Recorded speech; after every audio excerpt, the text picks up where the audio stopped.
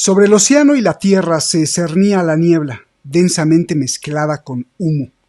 Una lluvia fina caía perezosa sobre los oscuros edificios de la ciudad y sobre el agua turbia de la rada. En la cubierta del barco se habían reunido los emigrantes, mirando en silencio, así, a su alrededor con ojos escrutadores de esperanza y de aprehensión, de miedo y de alegría.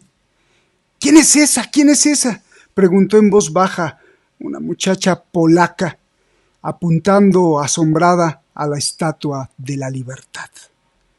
Y alguien repuso: es el Dios estadounidense. Y así sigue, y hay muchas otras cosas donde podemos leer esto, y es fascinante, fascinante.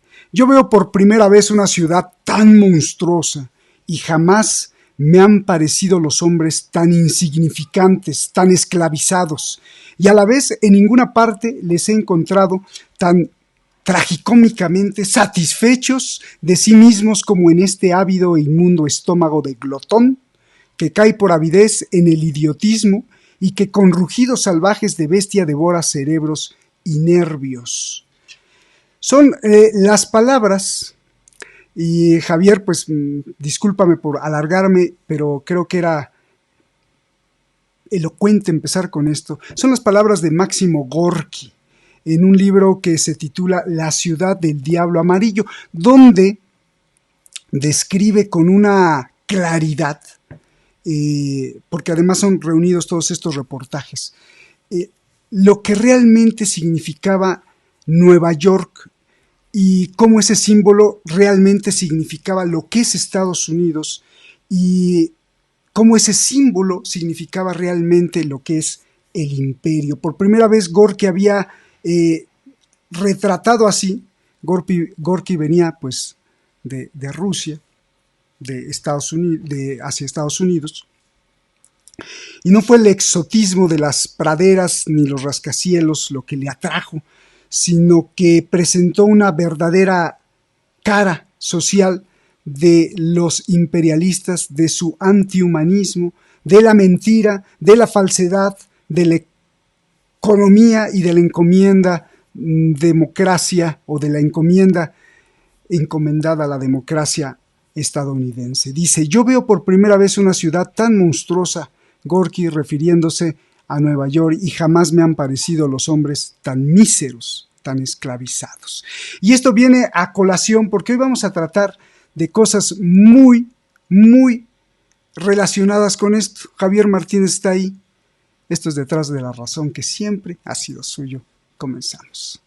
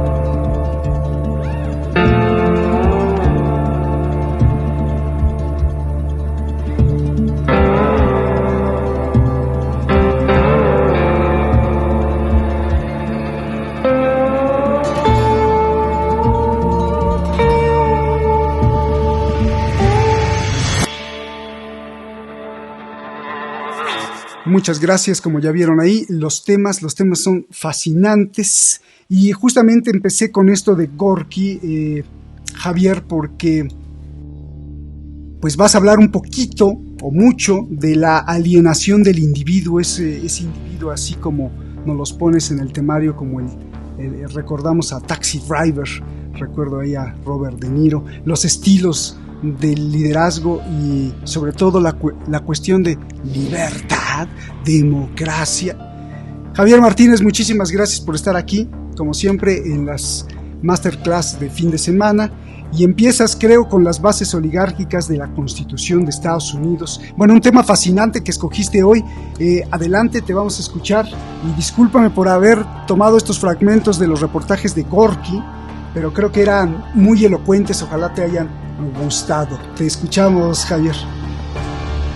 No solo no tienes que disculparte, sino que te felicito, os felicito por la maravillosa selección del texto. Lo desconocía, me has incitado a que cuando salgamos del programa vaya a la librería a comprar Máximo Gorki, La ciudad del diablo amarillo, porque además viene como anillo al pelo para el tema que vamos a intentar tratar conjuntamente hoy. Déjame agradecerle a nuestro amigo y también analista, que también te sigue mucho, Joaquín Ortega, un abogadazo que sabe muchísimo acerca de marxismo, comunismo y que sabe acerca de toda la estructura sindical y de cómo el imperialismo se ha devorado. Y me envió esto y entonces yo dije, con esto vamos a empezar.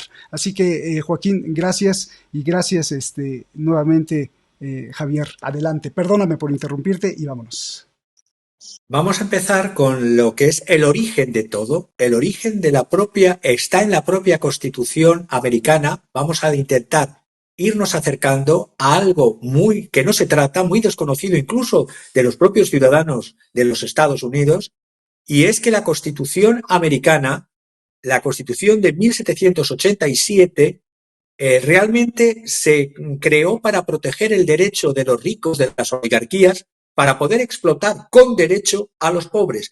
Vamos a desarrollarlo. La Declaración de Derechos, es decir, el Bill of Rights que se añade a esta Constitución, es una posterior o coetánea concesión acordada a los movimientos populares, porque si no el pueblo no firmaba, lo mejor dicho, no fue firmada por el pueblo directamente, sino por intermediarios, cuerpos intermedios del pueblo, que fue firmada la Constitución gracias a que se añadió como una atenda la Declaración de Derechos.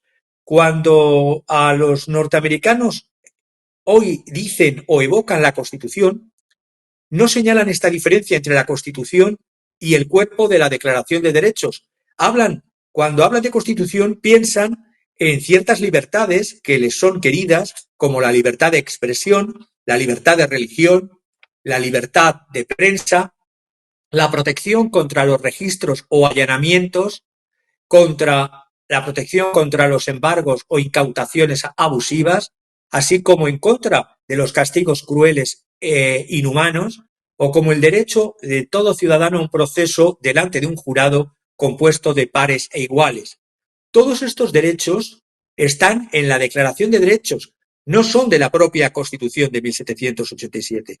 Porque vamos a ver, todos los derechos tienen en común que se trata de derechos políticos fundamentales de un pueblo libre, y ninguno de ellos figuraba en la Constitución, redactada por ese mito de los padres fundadores en el curso del verano del año 1787.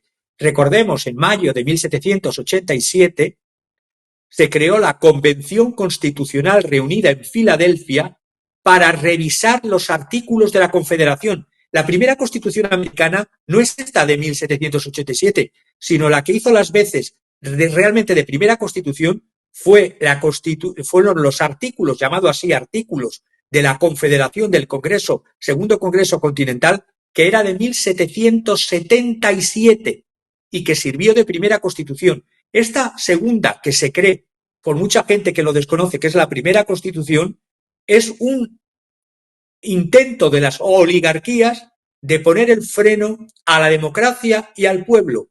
porque veremos cómo trataban el concepto los padres fundadores de esta Constitución, cómo trataban despectivamente el concepto de democracy, de democracia, y de populace, de pueblo. Por lo tanto, cuando se habla de estos derechos, hay que hablar de la Declaración de Derechos añadida a esta Constitución, que realmente es la segunda Constitución. Uno de los numerosos mitos inculcados a los ciudadanos de Estados Unidos desde la más tierna infancia, desde que están estudiando allí, son que los padres fundadores tenían unos ideales nobles e ilustrados. Y cuando se pregunta a cualquier estudiante sobre la Constitución de Estados Unidos, aparte de confundir la Constitución con la Declaración de Derechos, hablan muchas trivialidades y muchos, por así decirlo, clichés o simplezas. Solamente pocos a nivel universitario y, en cierta manera, universitario en cursos de humanidades, de historia y políticas, pueden mencionar cómo la propia Constitución o reconocen o conocen que esta Constitución de 1787 vino a reemplazar los llamados artículos de la Confederación, que fue la primera Constitución que ha caído en el olvido incluso de estudiantes de primaria y de secundaria de Estados Unidos. En realidad, la Constitución americana, la de 1787, no la originaria de los artículos de la Confederación de 1777, esta de 1787, Constitución americana, no fue redactada para proteger los derechos y libertades del pueblo, fue creada para proteger el derecho de los ricos y explotar a los pobres. Un derecho que de cada vez más ha aparecido a los norteamericanos ricos o a los estadounidenses como que no podía ser defendido por los artículos demasiado democráticos de los llamados artículos de la Confederación anterior de 1777. Tomando a un historiador estadounidense, Buddy Holton, el documento que numerosos americanos sueñan y que piensan como la Constitución de Estados Unidos, la Constitución de Estados Unidos se creó por, entre otros padres de la Constitución como James Madison, con el objetivo de proteger a la minoría, y tomo textos de los propios padres de esta Constitución como Madison, proteger a la minoría de los opulentos contra la mayoría. Como muchos aristócratas, propietarios de esclavos y latifundistas y ricos inversores que participaron en esta convención constitucional, Madison manifestó desde sus escritos que temía, odiaba el exceso de democracia. Si nosotros, los estadounidenses, hoy día, si los estadounidenses se benefician de las protecciones inscritas en la Declaración de Derechos, que no es la Constitución, es una adenda, un añadido, es porque las élites tuvieron que enfrentarse a fuerzas populares que decían si no, no firmamos esta Constitución. El concepto de democracy para los padres fundadores de la patria era algo despectivo, englobaba ese concepto de muchedumbres obstinadas, gentes ordinarios, determinados a votar todo lo que se les pusiera por delante, es decir, que ninguna ley no pasase sin su consentimiento, y por eso se organizaban y luchaban.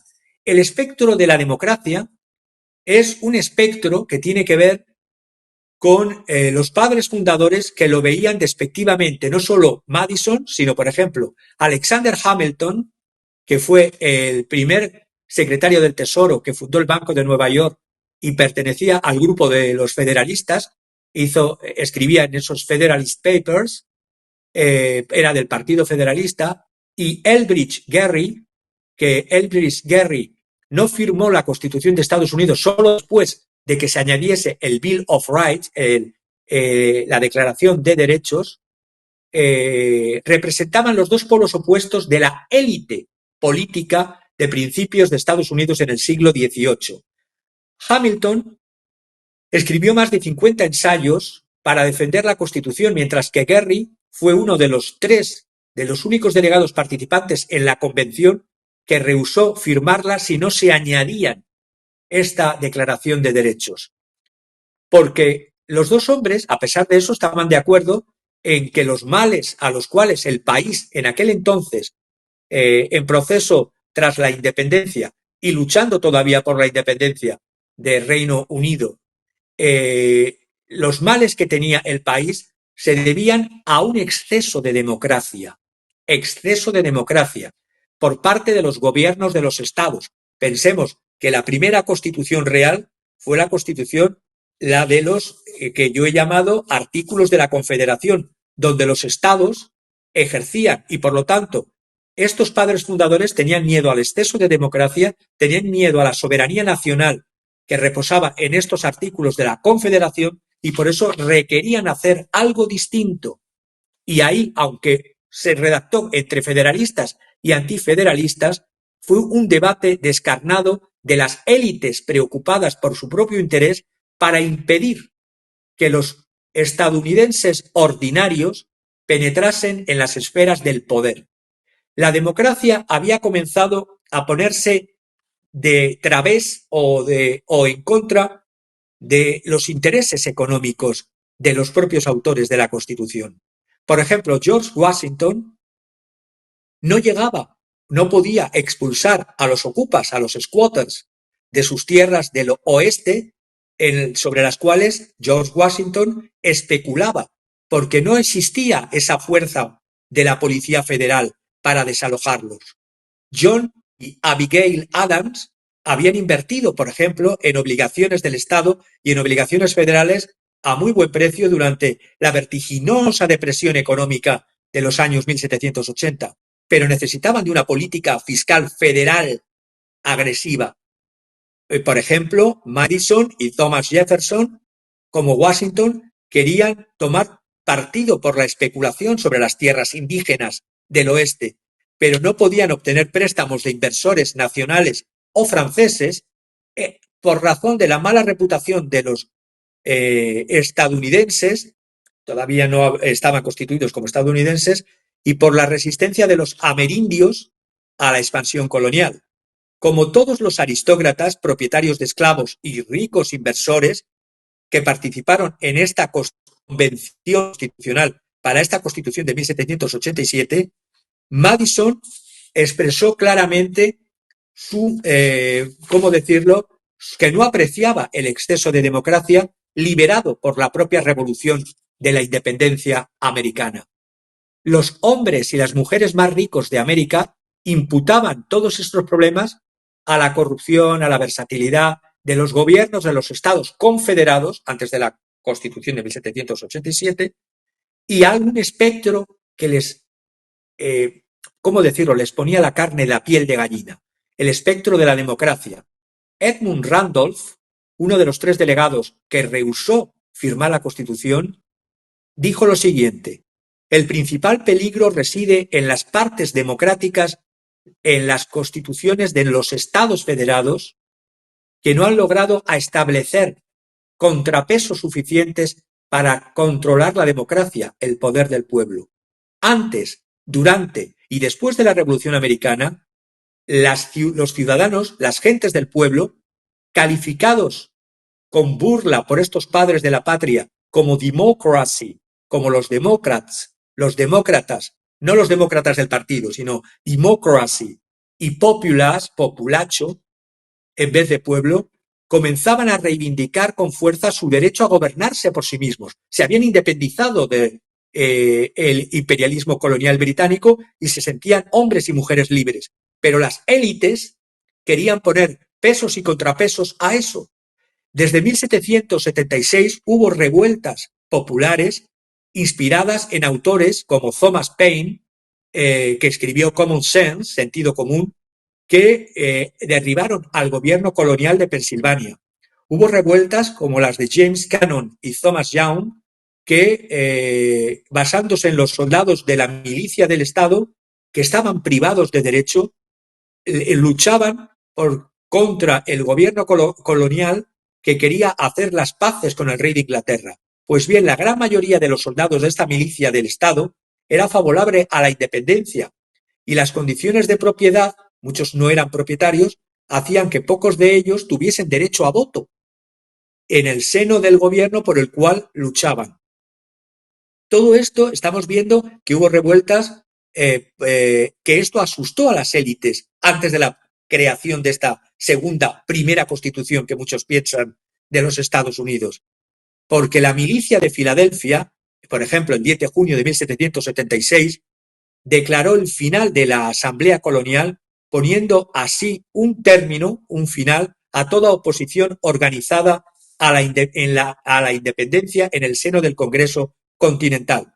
Estos dos personas que yo he dicho, por ejemplo, James Cannon y Thomas Young, jugaron un papel en la redacción de la nueva Constitución, la cual abolía las condiciones de propiedad para poder votar, porque hasta entonces, si no eras propietario, no podías votar.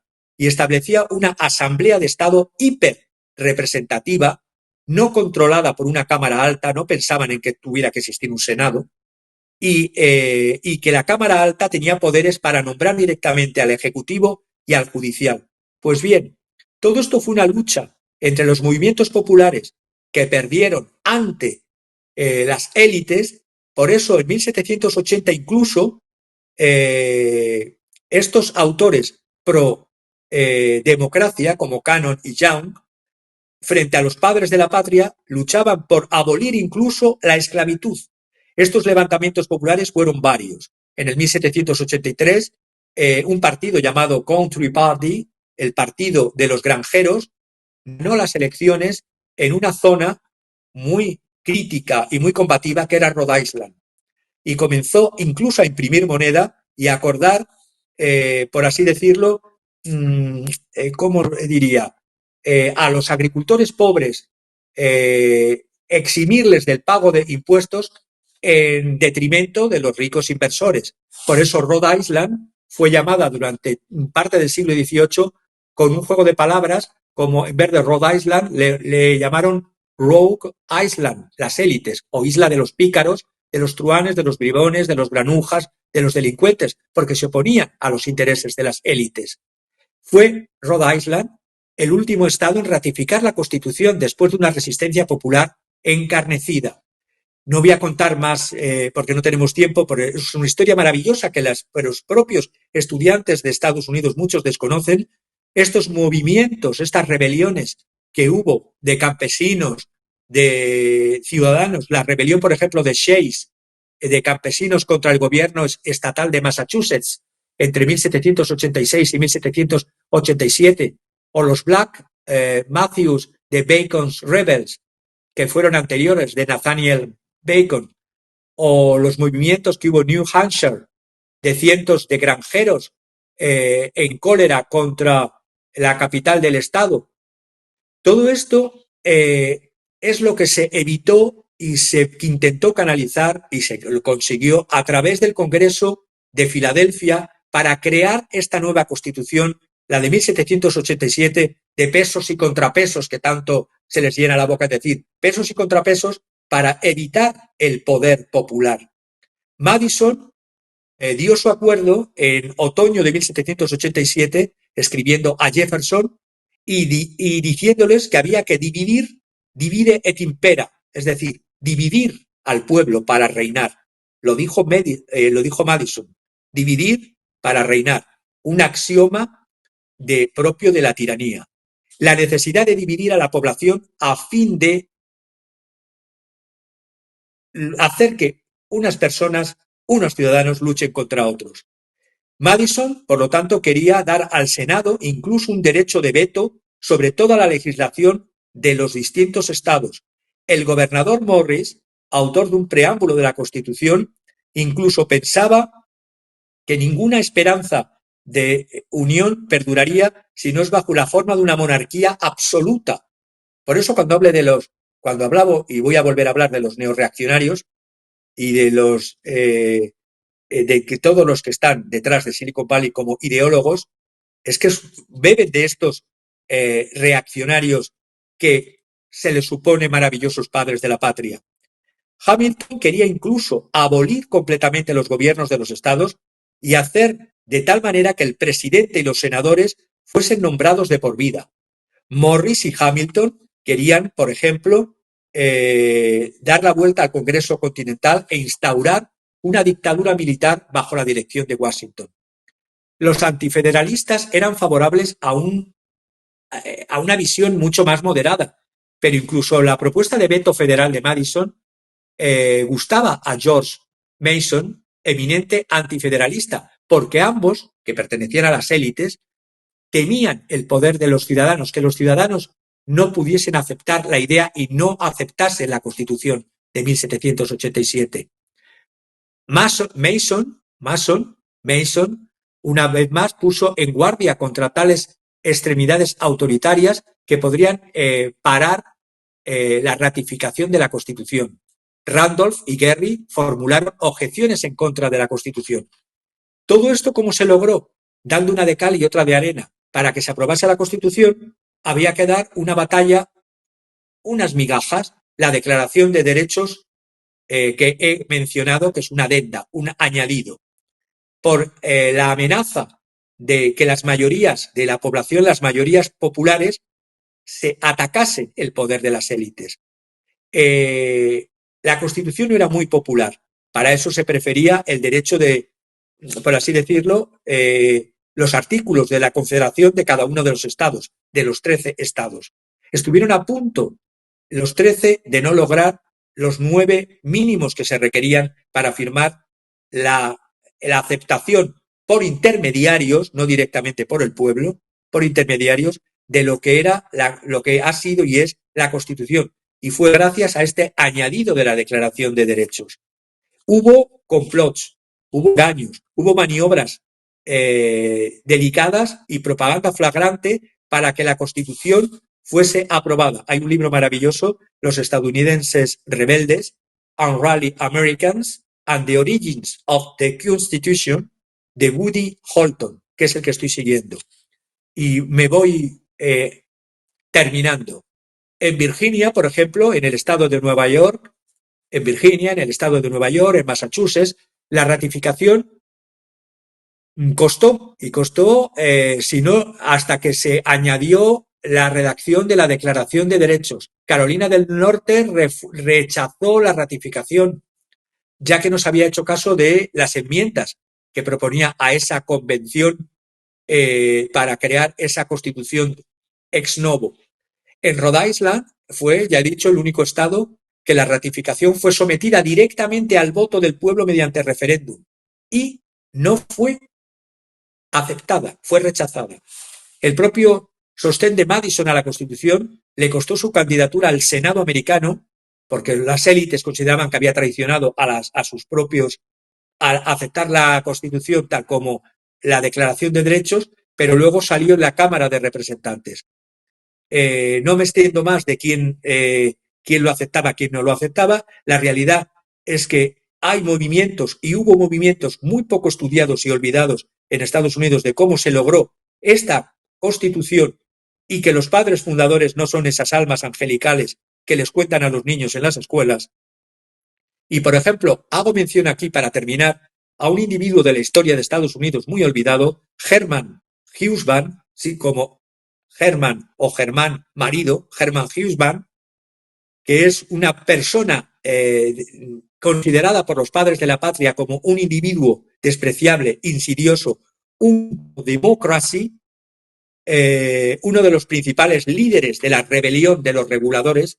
Es un bonito estudio de la rebelión de los reguladores en Carolina del Norte a finales de los años 1760. Los reguladores, para que nos hagamos una idea, eran una primera expresión del movimiento agrario que más tarde explotó en 1780 y que buscaba regular, cuando estaba el gobierno colonial corrupto de los británicos, mediante acciones directas, mediante manifestaciones y mediante motines, incluso que llegaron a la revuelta armada.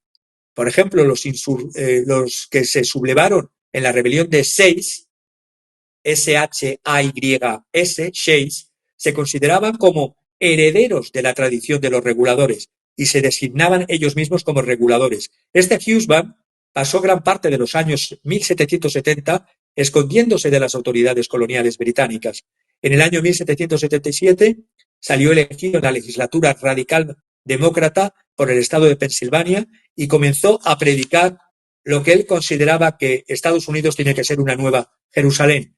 En esta concepción igualitaria o igualitarista de Husband chocaba con la de los contemporáneos. Su ideal, y lo voy a resumir, era acercarse que los futuros Estados Unidos fuesen una enorme comuna agraria a escala del país, quería abolir la esclavitud, negociar una paz justa y duradera e interés ganador-ganador para ambos con los amerindios, otorgar tierras a todo el mundo, comprendiendo incluso a las mujeres, instituir la propiedad obrera de las empresas industriales e instaurar un impuesto progresivo, es decir, según más tienes, más pagas. Todo esto en el pleno siglo XVIII, Hermann Husband.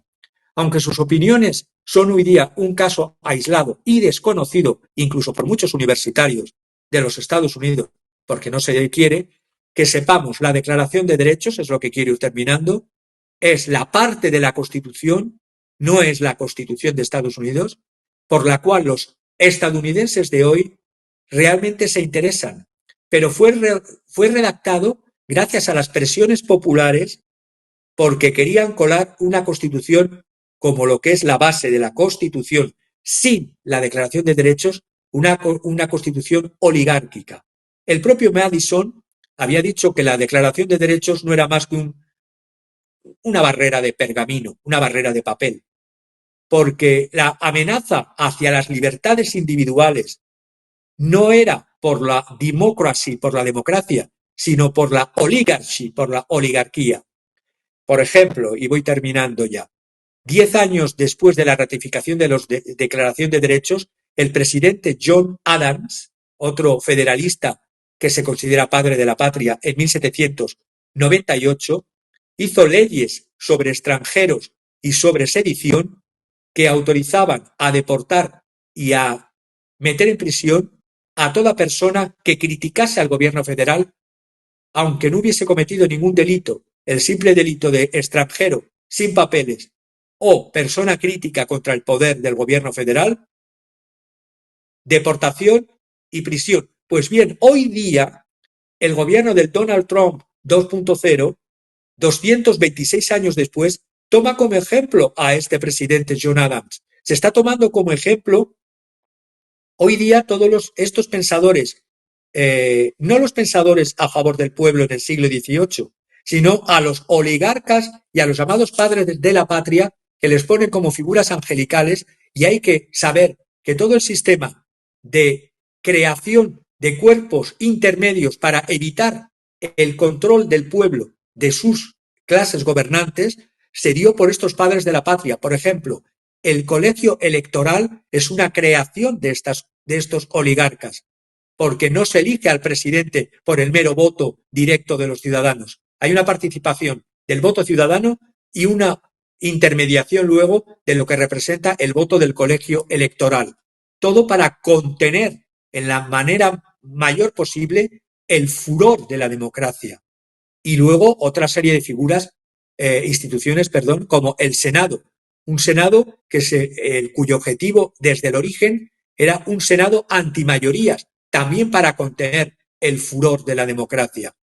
Por lo tanto, esta concesión de derechos, y termino ya, de libertades, de Bill of Rights, unida a la Constitución americana y que muchos norteamericanos confunden con la Constitución, no es más que ese papel de derechos civiles y libertades políticas que no ha progresado como quería Franklin Delano Roosevelt y Martin Luther King en extenderse a declaración de derechos económicos, sociales y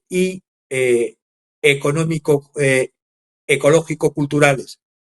Por eso mismo, estos derechos, el propio Madison lo consideraba derechos de papel, porque tú puedes tener libertad de expresión, puedes tener libertad de voto, puedes tener esas otras libertades formales que incluso hoy las cuestionan, pero si no tienes una base económica, no tienes dónde comer, dónde alojarte, dónde dormir, cómo vivir, no puedes ni acercarte a la urna para votar porque estás depauperado tirado en una calle. Y eso es lo que quería comentar sobre las bases oligárquicas de la llamada Constitución, separándola de la Declaración de Derechos. Ahí dice, we the people. We the people. Vaya, we the people. Vaya, nosotros somos el pueblo. Donde no, fíjate, esta explicación, pues muy lejos de las escuelas, de los colegios, de los institutos donde se forman los estadounidenses, ¿no? De hecho, a los propios campesinos o a los propios ciudadanos de aquel tiempo, cuando se funda el aparato jurídico, pues no se la dijeron, primero ni se las relataron ni se las explicaron. Y si se las explicaron, pues no se las explicaron así, y las siguen explicando, pero no de esta forma, de que la Constitución protege más bien a la oligarquía, para darnos una vista, recapitulo, de democracia, pero en realidad es una libertad disfrazada de democracia, que en todo esto pues no existe, sino solo son sombras, sombras como la alegoría de la caverna de Platón. Es lo que ven y es donde viven en esa democracia. ¿Qué más podemos de esto, de estas bases oligárquicas, de esta explicación que nos das, Javier, de libertad sin democracia, pues se pueden derivar a las explicaciones de debe de haber diferencias entre los liderazgos? O sea, debe de haber varios estilos de liderazgo que, aunque su esencia sea la misma, pues el pueblo se quede así con la boca abierta, de decir, mira, si hay diferencia entre este y el otro, y entonces puedo yo votar por este o por el otro y seguir este juego de la democracia, diría, falsa. Javier. Antes de entrar en lo que seré muy rápido con los estilos de liderazgo, quiero un tema. ¿Por qué hoy día se atreven a cuestionar y a enfrentar libertad y democracia como si fuesen antitéticos? Y estas distopías neorreaccionarias de los que intentan alimentar una visión que dicen libertaria, y yo me niego a utilizar el término libertario, sino utilizo el término libertariano y autoritario de la política, porque es distinto libertario de libertarian, de libertariano. Y están atravesando unas galaxias situadas en la extrema derecha que son votadas erróneamente y voy a decir por qué, por el propio pueblo, porque se le está engañando. Pasamos de un populismo de izquierda en el cual se crearon después del 2007-2008 y después de las revoluciones o revueltas de Wall Street, de indignados, se utilizaron disidencias controladas por la vía de la izquierda. Ahora se están utilizando disidencias controladas por la vía de la derecha, utilizando el término libertad como opuesto al de democracia. Por eso, cuando le preguntaron a un tuitero hace un año, ¿preferís que en el 24 visite Argentina el Papa Francisco o Elon Musk? La encuesta propuesta a través de la red X de este tuitero seguidor de Milei decía que prefería que no visitase el maligno, llamando al maligno al Papa Francisco, que prefería al que elogia a su líder Milei, que es Elon Musk. Las claves, y es un desconocimiento porque es un confusionismo de ideas en cuando se habla de libertad contra democracia, cuando se habla de contra de la idea de justicia social. Hoy día se atacan cosas que durante siglos eran elementos de evolución positiva de la humanidad. Y estoy utilizando evolución positiva y no el término progreso. Porque desde incluso los padres de la Iglesia de los siglos segundo después de Cristo al siglo V, que son los fundamentadores de eso que se llama doctrina social de la Iglesia, San Agustín, que dice la propiedad es fuente de desigualdades, Santo Tomás, que habla de la función social de la propiedad, sí a la propiedad, pero ha de cumplir también una función social, no puede ir en contra del bien común. Y, por ejemplo, otros personajes de la doctrina social de la Iglesia de la antigüedad, antes de la Edad Media, por ejemplo, Policarpo, pastor de Hermás, que habla de que las viudas, huérfanos y pobres son las personas que deben ser atendidas prioritariamente. Todo esto lo dice Policarpo Pastor, O, por ejemplo, San Juan Crisóstomo, no es el azar el que hace ricos y pobres, sino la rapiña y la acumulación de riquezas. O Teodoreto de Cío. Todos estos son de la antigüedad, del siglo II al siglo V. Las riquezas provienen de la expropiación de lo ajeno. Pues bien, toda esta nueva extrema derecha, que incluso es distinta de la extrema derecha de después de la Segunda Guerra Mundial, como bien analiza un libro que os recomiendo y que no voy a entrar en detalle, pero os lo recomiendo a los que podáis leer, está publicado en Adriana Hidalgo, La rebelión de lo público, perdón, La rebelión del público, la crisis de la autoridad en el nuevo milenio, del autor estadounidense Martin Gurri. Dice, estamos atrapados entre un viejo mundo cada vez menos capaz de ofrecernos un sustento intelectual, espiritual e incluso quizás material, y un nuevo mundo que no ha nacido aún. Dado el carácter de las fuerzas del cambio, pueden pasar décadas en las que estemos estancados con esta postura desgarbada. Hitos del viejo régimen, como los periódicos, los diarios, los partidos políticos, han comenzado a desintegrarse bajo la presión de esta colisión en cámara lenta. Muchos rasgos que valorábamos del viejo mundo también están amenazados. Por ejemplo, la democracia liberal y la estabilidad económica de los ciudadanos y de los pueblos. Cada uno es como sálvese quien pueda. Algunos de ellos terminarán permanentemente distorsionados por la tensión. Otros simplemente desaparecerán. Se trata de una lucha entre la autoridad para el viejo esquema industrial que ha dominado globalmente más de medio de siglo y medio, y el público para la estructura incierta que se esfuerza en volverse manifiesta.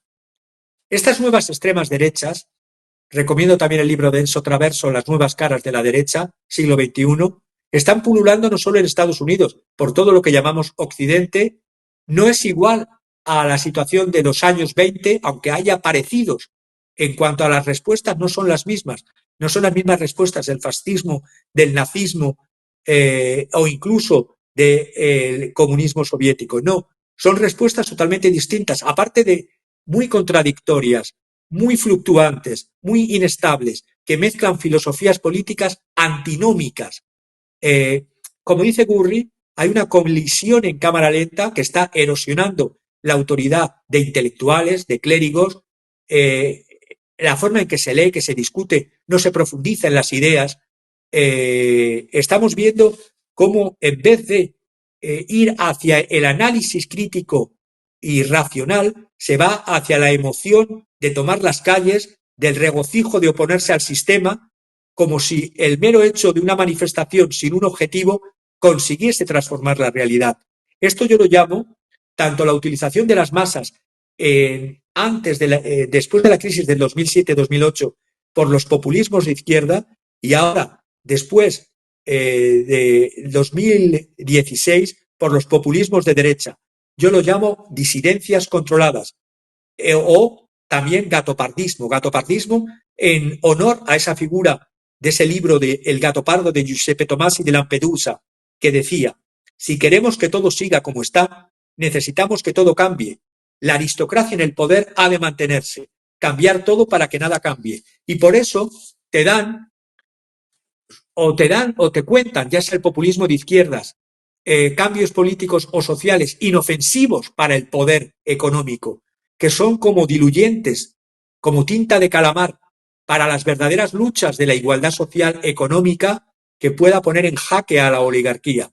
Esto lo hicieron los movimientos woke y los movimientos progres en lo que derivó la disidencia controlada del supuesto populismo de izquierda. Y ahora el populismo de derecha combina nacionalismo con antiestatismo, xenofobia con guiños a la comunidad homosexual sin dejar de atacar al lobby gay.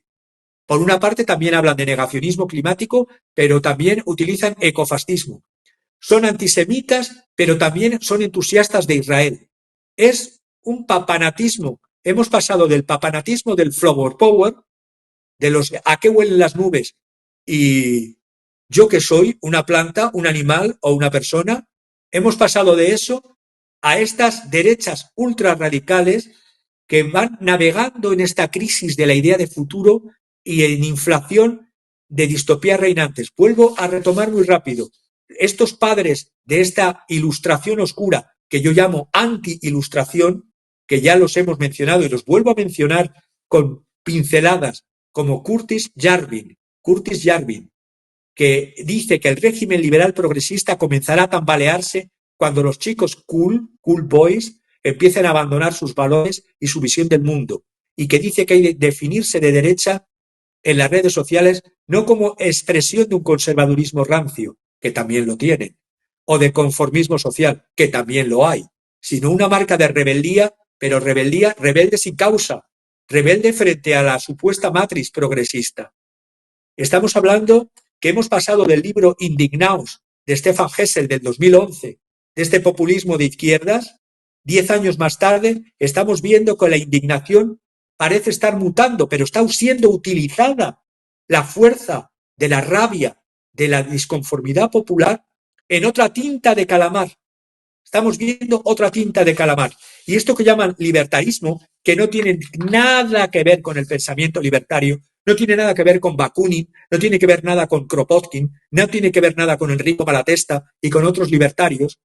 Eran libertarios sociales, hablaban de un socialismo antiautoritario, por lo tanto, anticomunismo soviético o anticomunismo marxista. Los libertarios en su origen. Este libertarianismo de derecha, el único que no tiene inconveniente en autodefinirse como tal de derecha o incluso de derecha radical. Y esto viene desde el triunfo del primer Trump en el 2016 y por los movimientos de control social que se hizo con la pandemia de COVID en el 19 y en el 20, el 2019-2020. Por eso, hoy día cuando se habla de libertarios, yo prefiero decir libertarianos, porque atacan algo fundamental, hablan de la mentira igualitaria, pero atacando a la democracia formal, no luchan por una democracia real. Atacando lo que llaman la democracia como derechos y libertades burguesas, no lo llaman burguesas porque ellos son los representantes de, no hablan por una justicia social, van en contra de la justicia social. Y si bien los wokistas, de los populistas de izquierdas, hablaban de racialismo, de ideología de género y de ambientalismo capitalista, estos otros hablan del rechazo a la idea de la justicia social, incluso de la doctrina social de la Iglesia. Por eso algunos son anticonservadores de los antiguos conservadores tradicionales, y están basados sus ideas en pensamientos tan viejos como la defensa del laissez-faire, del dejar hacer a los empresarios, que nadie les controle, no a los empresarios, a los grandes oligarcas, porque los empresarios son comidos, absorbidos, la pequeña y la mediana empresa, incluso la empresa nacional, por estas grandes corporaciones internacionales, y también por la idea de las ideas económicas de la escuela austríaca de economía de Ludwig von Mises y Friedrich Hayek. Curtis Yarvin ataca a los intelectuales, a los que mete a todos en una catedral woke, cuando no sabe diferenciar lo woke de los anti-woke. Todo piensa que somos o que son pro woke o pro populistas de izquierda, y se puede ser antipopulista de izquierda y antipopulista de derechas, ambos, y querer las defensas y derechos de las libertades de los ciudadanos, libertades y derechos reales. Yarvin utiliza términos además como Poe, que utiliza términos además originalmente que utilizan los hackers, que toman el control de una computadora ajena. Como están obsesionados porque son como adolescentes obsesionados con películas de ciencia ficción para aplicarlas en la política, hablan de que ellos dan la píldora roja de Matrix frente a los wokistas o los populistas de izquierda que dan la píldora azul. Los neorreaccionarios, que por cierto, si se analiza, estarían enfrentados con las bases populares MAGA, están vinculados al mundo, como ya he repetido muchas veces, tecnológico de Silicon Valley, y cuestionan, lo digo 3 veces, la democracia y la igualdad. La neorreacción es un movimiento de culto antimoderno y futurista de libertarianos desilusionados con la democracia, pero eso sí, Yarvin es un ingeniero en software de San Francisco, propietario de una startup Tlen, con nombre también de un libro de ciencia ficción de Ursula Le Guin, que consiguió, creo que es Ursula Le Guin, que consiguió financiación por Peter Thiel, ya hemos hablado de Peter Thiel, cofundador de PayPal y de los primeros inversores de Facebook. Jarvin, para que os hagáis una idea y voy terminando, se propone que un presidente fuerte podría derrocar y sustituir al gobierno de Estados Unidos, reiniciarlo. Hablan de otro reinicio, es otra agenda. Unos hablan de la Agenda 2030, los populistas de izquierda, y estos de otra agenda, una agenda neorreaccionaria de los tecnobro.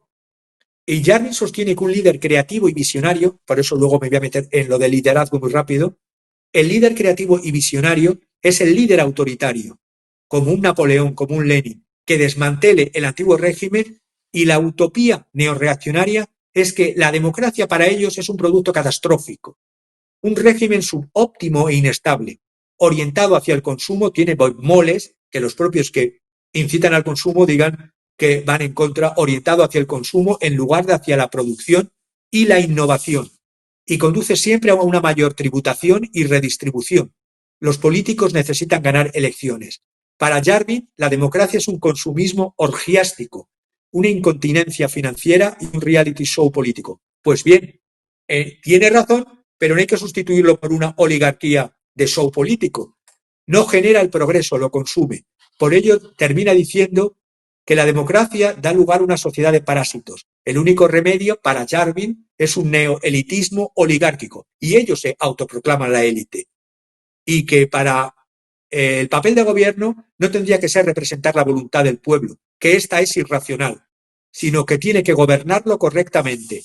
Estos libertarianos aborrecen la democracia, aborrecen la libertad real de los ciudadanos porque los consideran estúpidos y, por lo tanto, tienen que ser gobernados por un líder autoritario, por un dictador.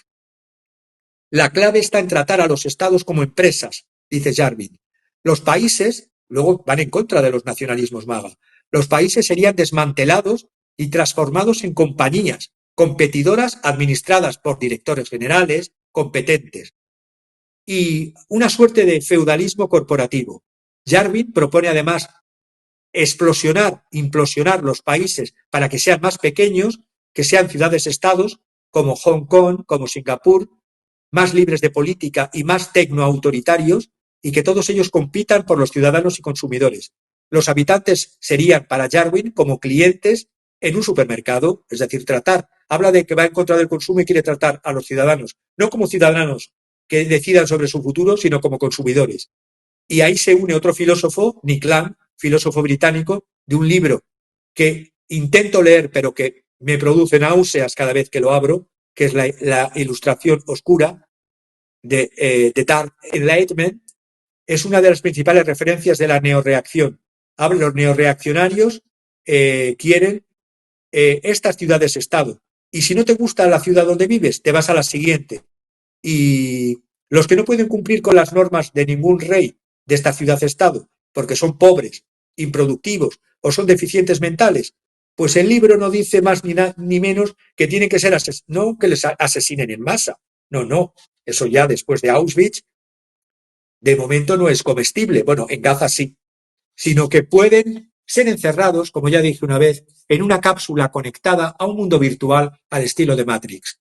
En varias cuestiones estos neorreaccionarios coinciden con los antiguos paleolibertarianos. Los neorreaccionarios defienden una libertad personal, la de ellos, pero no la libertad política, la de los ciudadanos. Tampoco es nueva su idea de acabar con la política. Por lo tanto, termino. El sentimiento antidemocrático es poco común en Occidente, por lo que estas ideas de dictadura corporativa que tienen Peter Thiel, que tienen Nick Land, que tiene Curtis Jarvin, que tienen todos estos que soplan detrás de la oreja de Elon Musk y del propio Trump 2.0, buscan no un neofascismo o neorresentimiento negro, negro en cuanto a no quieren la luz de la ilustración, van en contra de la luz de la ilustración.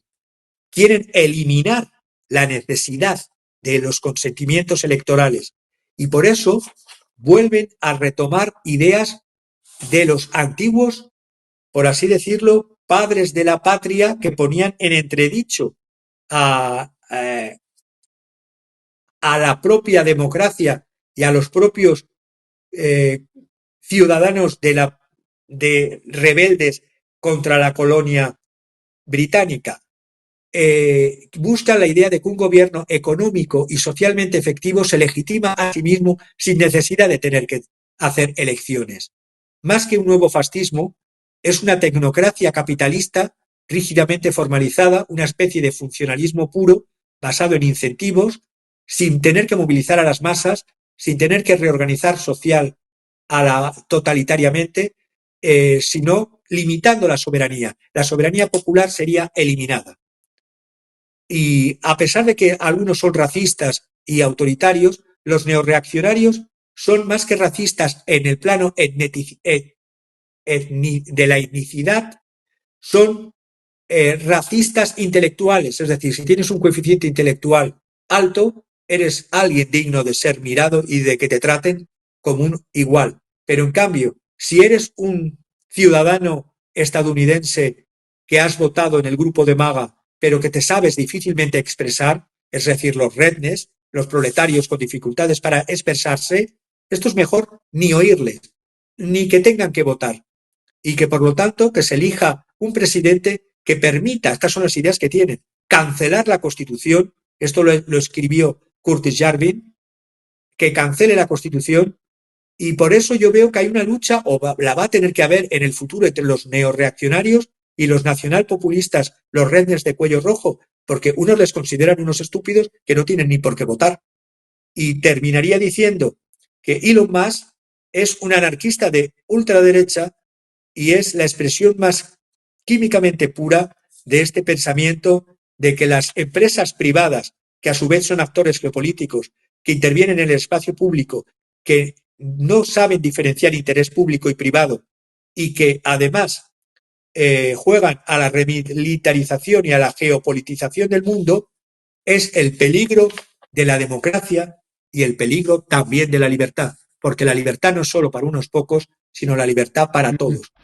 En cuanto a los liderazgos, voy rápido. ¿Por qué se están eligiendo líderes autoritarios? Repetición en la historia, porque se manipulan las masas. Hay varios tipos de liderazgo que no son ni autoritarios ni verticales. Existe el liderazgo de servicio, que lo propuso, digo el autor y el libro, Robert Greenleaf. Hizo un movimiento de liderazgo de servicio humano. Su libro Fundamentos del liderazgo de servicio concibe al líder como un servidor al servicio de los demás. El enfoque está que el gran líder, para Greenleaf, es aquel que quiere servir primero, ser un siervo, el líder, y liderar después. Este modelo de liderazgo de servicio es uno de los liderazgos que hoy día parecen haberse olvidado. Otro liderazgo es el liderazgo ético, el que propuso James MacGregor Barnes. El liderazgo ético, él dice que el liderazgo verdaderamente moral eleva a los seguidores y promueve el bien común. Este concepto de justicia social y de bien común que los neorreaccionarios huyen y no quieren ni oír. Y por último, el liderazgo humanista, el que promovió Carl Rogers y Abraham Maslow. Este liderazgo humanista se centra en el respeto por la dignidad de las personas, fomentando relaciones auténticas y motivaciones intrínsecas. ¿Por qué se dan estos liderazgos a lo que yo estoy proponiendo de liderazgo por servicio ético y humanista? Porque cuando se dan tres circunstancias que son crisis de confianza y búsqueda de certezas, se conduce a las masas a que busquen, como dice Daniel Kahneman, no a través de su pensamiento y de su razón, sino a través de las emociones y de las emociones más bajas que dominan las decisiones en tiempos de incertidumbre, eclipsando la razón. Se apela al miedo y a la indignación para conectar no con la razón, sino con emociones primarias, explotando miedos colectivos, ofreciendo soluciones simples a problemas complejos, creando enemigos externos, chivos expiatorios. Y por último, el papel amplificador de las redes sociales, que son propagadores de basura. Es muy difícil permanecer en las redes sociales cuando intentas construir pensamiento crítico, dialéctico y racional. Es un gran esfuerzo el que tenemos de intentar en redes transmitir conocimiento y conocimiento crítico, porque las redes sirven fundamentalmente para mensajes breves, polémicos, cargados de emoción y a veces falsos. Y por último, la desconexión con el ideal democrático. Se valora más que la empatía y el servicio, esos tipos de liderazgo que he dicho al principio, se buscan liderazgos aparentemente fuertes donde se somete a la mayoría a la voluntad de una oligarquía. Eso en cuanto a los liderazgos. Bien. Voy terminando en cuanto a Taxi Driver y la alienación del individuo. Eso está fascinante, ¿eh? Eso fascinante. Eso me imagino que... En cuanto a Taxi Driver, como bien conocéis o si no la conocéis os invito a conocerla. Es una película del año 76 de Martin Scorsese con guión de Paul Schrader, protagonizada por Robert De Niro, con la colaboración de actores como Jodie Foster, Sybil Shepherd, Harvey Keitel. Es un clásico del cine de los 70. Director de fotografía Michael Chapman. Es un cine, el de los 70, que permitió que antihéroes, figuras no de hombres perfectos como los años 40, 50 y 60, sino ese gran éxito de ese cine de los años 70 es que se buscaba un Scorsese, un Spielberg, un Lucas, un Peckinpah, un Schrader. Ese nuevo cine era un momento de crisis de la industria cinematográfica en los años 70. Los grandes estudios no podían mantener el tipo de elenco que se había hecho durante los años 40, 50 y 60. La película Taxi Driver es un ejemplo de film noir, es decir, de cine negro contemporáneo, un estilo cinematográfico reconocible por su temática como por sus rasgos estéticos. Todos los personajes, o casi todos, parecen movidos por intereses oscuros, siendo la corrupción un rasgo que parece caracterizar la historia en casi toda su extensión. Es la corrupción generalizada propia de un Nueva York, previo al movimiento de especulación de la gentrification, especulación que se hizo muy en los amigos de Epstein, entre otros Trump también, y la especulación que se hizo de la vivienda en Nueva York. Es un acicate, además, al antihéroe del film, el taxista, Taxi Driver, en redimir a una prostituta menor de edad, Jodie Foster, de su cautiverio en manos de un proxeneta sin escrúpulos. A ver si publican la lista Epstein, pero la de verdad completa. No migajas para que la gente se quede contenta y que no escarben realmente en la realidad. Porque esto es la manipulación que se hace desde las oligarquías siempre. Dar pequeños alpistes, pero no dan realmente el pollo entero. La figura del antihéroe es fundamental. Hablamos de un héroe con defectos físicos, con defectos morales. Es un héroe realista, no es un héroe apuesto, apolíneo, un ser moral y físico perfecto. Esto se debe a que en los años 70 se permitieron que entrasen actores con estos desperfectos, entre comillas, realistas, como Robert De Niro, Al Pacino, Dustin Hoffman o incluso Sylvester Stallone. Algo imposible en los años de los 60. Los buenos no siempre ganaban y los personajes siempre estaban atravesados por deseos y pulsiones moralmente cuestionables. Termino. Taxi Driver es una obra sobre la soledad y la alienación del individuo en la gran urbe, en la gran ciudad, una urbe deshumanizada e hipercínica. Esto que hoy día se olvida, la alienación, y que los señores neorreaccionarios y los señores de esta nueva hornada de libertarianos se olvidan del concepto de la alienación. Quieren hacernos vender la idea de gestores empresariales que buscan la eficiencia y la eficacia. Falso, porque en la figura que retomo en esta película del taxista, el taxi como una unidad aislada, aislante, que separa al mundo exterior del mundo interior. El coche en Estados Unidos es símbolo de libertad, de esa libertad formal, de esa libertad burguesa, pero también es individualismo. El personaje del Taxi Driver, Travis Bickle, no ha elegido ser un individuo al margen del resto, un outsider, sino que se ha visto forzado por su forma de ser, junto con las otras circunstancias que ve en su entorno. El taxista de la película carece de aptitudes sociales. Por eso, y no me extiendo sobre la película, queda claro cuando lleva al personaje interpretado por Sybil Shepherd a ver una película porno en su primera cita. Tiene una primera cita con la chica y le lleva a ver una película porno.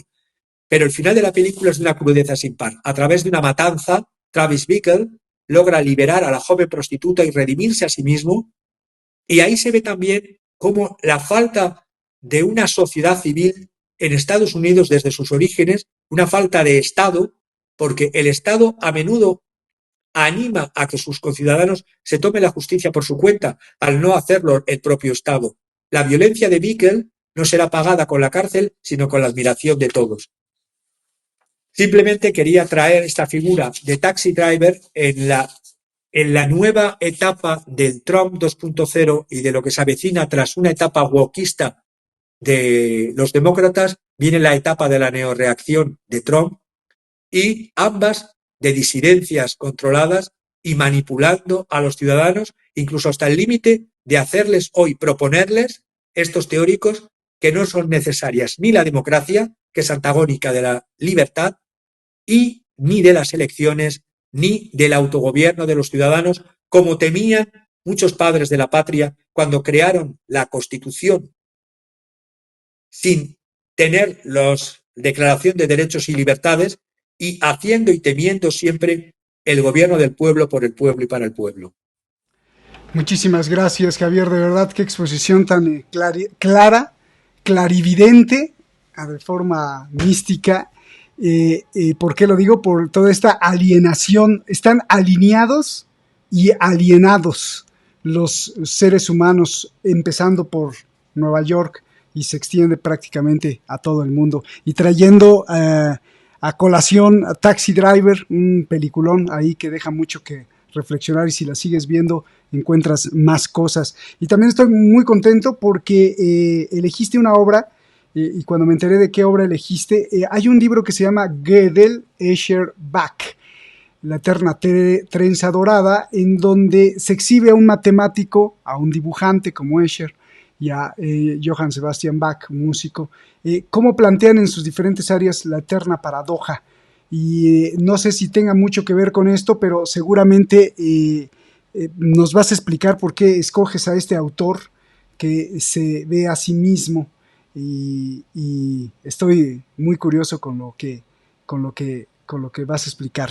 Gracias por traernos esta alineación y alienación del individuo, todos alineaditos, caminando en fila ahí, y alienados por el trabajo, como empezamos el programa de hoy, que decía Gorky que no había cosa más patética que ver a estos individuos creyéndose mucho, pero en realidad esclavos de la nada. Gracias, Javier, te escucho. Pues he querido traer esta obra, esta litografía de El legado gráfico de Maurits Cornelis Escher. Es un autor, produjo más de 4.000 litografías y grabados, tanto en madera como litografías, y unos 2.000 o 2.000 y pico dibujos y borradores. Sus figuras imposibles, sus mundos imaginarios, sus fondos reticulados con diversos patrones. Yo he traído hoy aquí su obra, la litografía, que es una mano con esfera reflectante. Es una litografía de 31 por 21 centímetros de la Fundación MC Escher. Yo lo vi por primera vez en directo en una exposición en Madrid en el 2017, en un sitio que luego incluso fue restaurante también, Palacio de Gaviria, una retrospectiva dedicada al artista holandés. Lo llevaba una empresa italiana, esa exposición, Artemisia Group, y expuso de entre las 200 obras, se quedó con esta obra, y entonces yo esa obra me la quedé en mi cámara fotográfica, en mi cámara mental, como una obra maestra, porque representa muchas cosas. En esta litografía de Escher podemos observar cómo el espectador está en el cuadro y es el mismo que sostiene la esfera con su mano. Espectador y escena se funden de manera recursiva. Y esto me hizo pensar, no lo vamos a tratar hoy, lo trataremos otro día, de un concepto que me estoy leyendo ahora y estoy estudiando, porque mientras que estemos vivos tenemos que estudiar y aprender cada día, una obra de psiquiatría y de psicología que tiene que ver con la figura del observador escondido, que es de un psicólogo y psiquiatra, Ernest R. Hilgard, que habla que la mente puede dividirse en distintos niveles de conciencia durante la hipnosis. Él lo hizo con sus pacientes. Es un psicólogo que trabajaba con la hipnosis y la investigación sobre el dolor. Desarrolló la teoría neodisociativa, retomando la obra de otro psicólogo, no me enrollo, de la teoría de Pierre Janet, que influyó, aunque luego se desvió Freud de esa teoría de Pierre Janet sobre la hipnosis. Y lo he querido traer porque, si bien, bueno, algo del autor también me llamó la atención cuando le conocí por primera vez en la exposición, al autor, sino a su obra. Viajó por toda la península itálica para tomar apuntes, aunque él era originario de Holanda, de Países Bajos, de Leeuwarden, nació en el año 1898, murió en el año 72. No pude llegar a conocer a un autor en una exposición en directo, sino esto que vía en el año 2017 de su obra, en directo sí. Viajó por toda Italia porque se instaló después de haber estudiado artes. El autor, resumo muy rápido, se matriculó en 1919 en la Escuela de Arquitectura y Artes Decorativas de Haarlem, Países Bajos, aunque haya un barrio en Nueva York que se llama Haarlem, viene en origen a que Nueva York era antes Nueva Ámsterdam.